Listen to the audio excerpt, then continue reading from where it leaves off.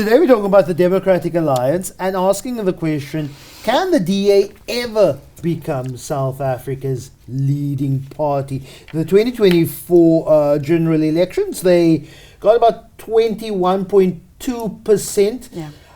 In fact, it's about their ceiling, the highest that the Democratic Alliance has ever attained in a South African election is 21.7% with Mmusi Maimane as leader. In fact, it was that 21%, which even the DA leadership said wasn't enough, and then they kicked Mmusi out. But the question is, can the Democratic Alliance ever build enough of a constituency to ever be a leading party in South Africa, or the leading party in South Africa? Right here, right now, no.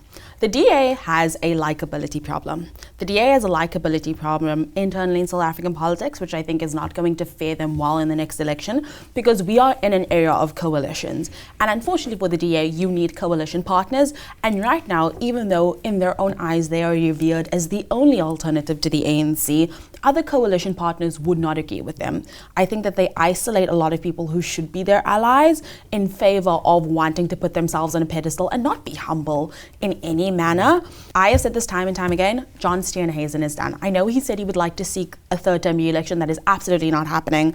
I think that when you look at the current composition of FedEx, I think when you look at the internal struggles within the DA, I have said this, I think that John Neil Lewis will be the next leader of the DA. I've called this for a while now. A lot of people tell me that that is not true. I think I would make an even bold prediction. I think I said this to you and you looked at me really funny when I told you this like 2 weeks ago. I think John is going to be the deputy president of the country.